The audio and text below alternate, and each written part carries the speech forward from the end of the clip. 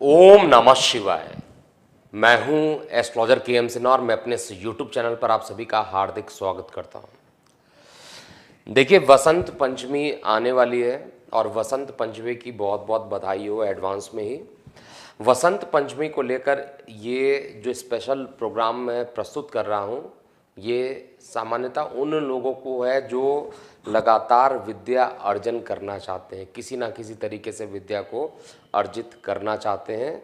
उन लोगों के लिए ये वीडियो बहुत इम्पोर्टेंट है। अब हम समझते हैं कि जो ये वसंत पंचमी है, बेसिकली होता क्या है। तो माघ मास के शुक्ल पक्ष में जो पंचमी पड़ती है उसको हम लोग वसंत पंचमी कहते हैं। और इस दिन सरस्वती पूजा का आयोजन होता है, सरस्वती जी की पूजा की जाती है और माँ सरस्वती जी से प्रार्थना किया जाता है। एक्चुअली में जो पंचमी पड़ेगा इस साल वो 25 जनवरी को ही पड़ जाएगा, लेकिन दोपहर में 12:54 पर पड़ेगा। तो ये उदया तिथि के बाद पड़ रहा है। और जब भी हिंदू धर्म में जब भी कोई चीज़ उदया तिथि के बाद पड़ती है, उसको उस दिन ना मनाकर उसके अगले दिन मनाया जाता है। अब उदया तिथि क्या होता है, बहुत कॉन्सेप्ट इजी है, समझिए तो बहुत आराम से इसको समझ में आ जाएगा। उदया तिथि का मतलब हुआ एक ऐसी तिथि जो सूर्योदय के बाद हो रही है। अब सपोज़ कीजिए कि सूर्योदय 7 बजे है और 7 बजे की जगह पर कोई जो पर्व पड़ रहा है या तिथि स्टार्ट हो रही है वो जैसे इस केस में 12 बजे हो रही है, तो सूर्योदय के बाद हो रहा है, इसलिए इसका जो इसको उदया तिथि कहेंगे। और ये 25 के जगह 26 को मनाया जाएगा।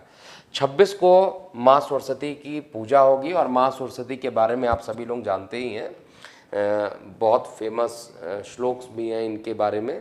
या देवी सर्वभूतेषु विद्या रूपेण संस्थिता नमस्तस्यै नमस्तस्यै नमस्तस्यै नमो नमः। तो जिनको भी विद्या अर्जन करना हो वो वसंत पंचमी में क्या क्या काम करना चाहिए, किस तरीके से पूजा करनी चाहिए, उसके बारे में हम समझते हैं।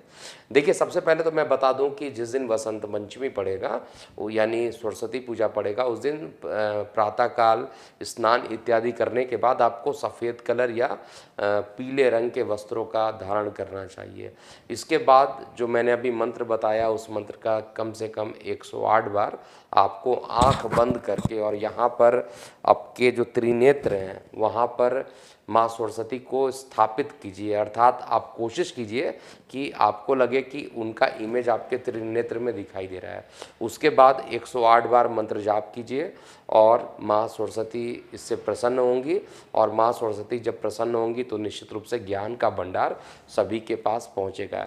ऐसे विद्यार्थी वर्गों के लिए ये वीडियो विशेष रूप से है जो लोग पढ़ाई नहीं करते हैं, ऐसे विद्यार्थी वर्ग जिनके अंदर सीरियसनेस अभी तक आया नहीं है, ऐसे विद्यार्थी वर्ग जो कि ज्ञान के महत्व को नहीं समझे हैं। देखिए, ज्ञान इतना बड़ा होता है कि हमेशा कहा जाता है कि विद्वान की पूजा हर जगह होती है, राजा की जो पूजा होती है उसके देश में होती है। तो ज्ञान का अर्जन करना सबसे पहले चीज़ है। और जहाँ पर माँ सरस्वती प्रसन्न होती हैं वहाँ पर माँ सरस्वती के साथ माँ लक्ष्मी भी आती हैं, वहाँ पर माँ काली भी आती हैं। और यही जो 3 देवियाँ बनती हैं वही आपको रक्षा करती हैं। तो यहाँ पर ज़रूर मैं एक इम्पॉर्टेंट बताऊँगा, क्योंकि इस वीडियो को बनाने के पीछे जो मेरा मकसद है, वसंत पंचमी में क्या करना चाहिए, दान इत्यादि ज़रूर कर सकते हैं, लेकिन सबसे इम्पॉर्टेंट बात है ऐसे लोग जिनको विद्या या पढ़ाई में मन नहीं लगता उनको अपने जीभ पे यानी जिह्वा पर सरस्वती यंत्र जो होता है उसको बनवाना चाहिए। अब कैसे बनवाएंगे ये भी बड़ी क्वेश्चन है कि सरस्वती यंत्र जीभ पर कैसे बनवाएंगे। और ऐसा नहीं कि जीभ को पूरा काटना पड़ेगा, ऐसा कुछ भी नहीं है, मैं बड़ी सिंपल तरीके से बता रहा हूँ।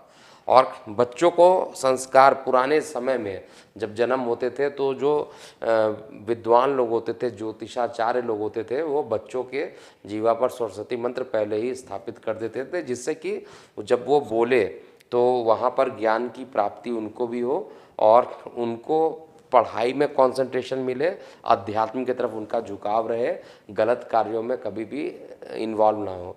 तो इसके लिए क्या करना है कि एक पहले के समय में जो स्याही वाली पेन आती थी वो पेन आपको लेना है। मतलब उस पेन के तरीके का जो उसको निब कहते थे, आगे वो जो निब होता था उस निब को आपको सिल्वर का बनवा लेना है और सिल्वर का निब बनाने के बाद उसको पेंसिल में आगे ऐसे बांध दीजिएगा और किसी पवित्र नदियों के तट पे चले जाइए। जो पवित्र नदी है, गंगा, यमुना, गोदावरी, जो भी है पवित्र नदी जो आपके आसपास होंगी, वहाँ पर जाइए और वहाँ पर किसी योग्य पंडित से कहिए कि जीवा पर सरस्वती यंत्र की स्थापना कीजिए। स्थापना वो मंत्रोच्चार द्वारा करेंगे और कुछ इस तरीके का एक डिज़ाइन बनाते हैं, मैं आपको दिखाने की कोशिश करता हूँ। कुछ इस तरीके का डिज़ाइन बनाते हैं जिससे कि आपको अगर यहाँ पे दिखाई देगा तो इस तरीके का एक डिज़ाइन बनाते हैं आपके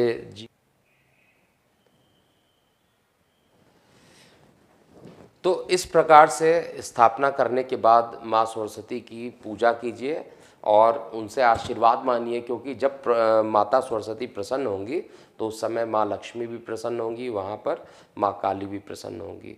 देखिए, माँ लक्ष्मी जहाँ पर धन प्रदान करती हैं, वहीं पे माँ काली जो होती हैं वो आपको रोगों से रक्षा करती हैं, शत्रुओं से रक्षा करती हैं। तो तीनों ही देवियों की ज़रूरत ज़रूर हमें पड़ती हैं और माँ सरस्वती की पूजा वसंत पंचमी में ज़रूर सभी को करना चाहिए। तो इसमें अगर आपको कोई डाउट होता है तो ज़रूर कमेंट बॉक्स में लिखिएगा। अभी के लिए इतना ही। मैं हूँ एस्ट्रोलॉजर के एम सिन्हा। ओम नमः शिवाय।